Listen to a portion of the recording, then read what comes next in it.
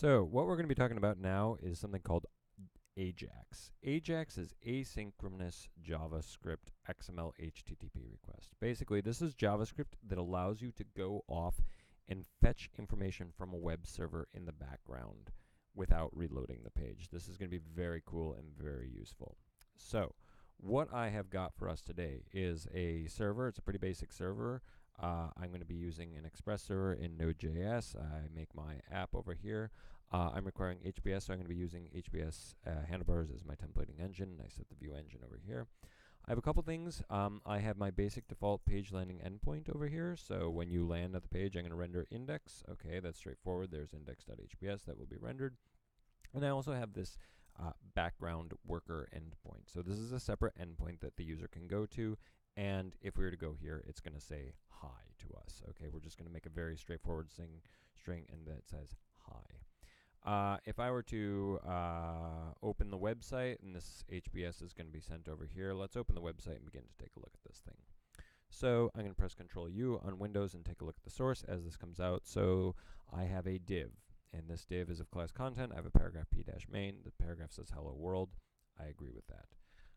I also have a button that has a button, and we're going to have an onClick function assigned in the XML tag that says fetch from server. I have some JavaScript function down here, press from server. Great, and he's asking me to press him. So this XML HTTP request is it's a background request, and the design is what it's doing is straightforward, but the actual path it goes to get there might be a little bit clunky. So this code is taken from the MDN reference. What I've got, I'm assigning my var to be some outgoing request, and it's going to be a new XML HTTP request. This var that was created by this new class object over here is assigned an event listener. So when the page loads, when we get some response from the server, from a remote server, I'm going to see on server response. I'm going to define that this is going to be a GET request that goes off to this particular URL, and then I'm going to go and send it. And so basically what this is saying is I've got some, I'm going to make some web request over to here to this particular URL. When the page loads, when this thing actually has come back and has gotten the response from it, run this method called onServerResponse, and then onServerResponse will be the last thing that runs down here once that fetching is actually complete. So let's take a look over here and see this particular content. If I go to this page that came in here, it just says hi, right? This is not very complicated. This is the URL background worker, and this should kind of make sense because if we look at our server index.hts over here, all he's doing is res.sending some string that says hi, right? Hi.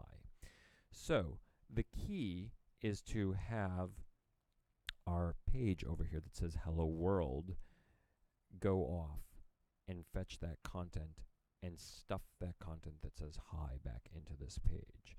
And one of the tricks that you can know that this page is not being reloaded when I do this is that I'm going to highlight the word world over here, and I'm going to press me, boom. Well, actually I'd have to change that.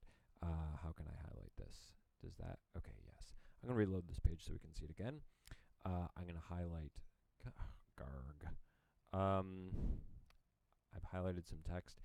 The reason I know this page is not being reloaded, because if the page were reloaded, this text would no longer be selected. So I'm going to press this button, and you can see that that text right here stays selected and went off and fetched hi in the background. Okay, so the question is how to do this. So let's take a look back in here. I've got a script. This is JavaScript. This is just done in straight, good old-fashioned JavaScript. So I have my outgoing request, as we said before. We're waiting for the server to respond, and this is going to take some indeterminate amount of time. We don't know how long it's going to take to go off and fetch information from the internet. We know it's going to take some time, but we don't know how long it's going to take. That's why we assign a callback function to this, and this particular callback function is onServerResponse. This could be an anonymous function that's defined in long as well. It doesn't really make a difference. So it's a similar design paradigm. If you worked with the node request module, we can see outgoing request.send. This happens, and then we get some response from the server. And there's this word this again. This is a little bit clunky, and this is not really super straightforward, but the actual response from the server when this method is going to be called is going to be packed with all kinds of information in the word this, or in the object this. One of the things it includes is the response text. I know this is going to work, so we don't have to worry about this.error or anything like this. And you can actually see I was console.logging the response text, which is going to suggest that if I were back at this page and if I inspect and take a look at my console over here, you can see that word hi showing up. So I'm going to bring him over here and I'm going to sort of zoom in.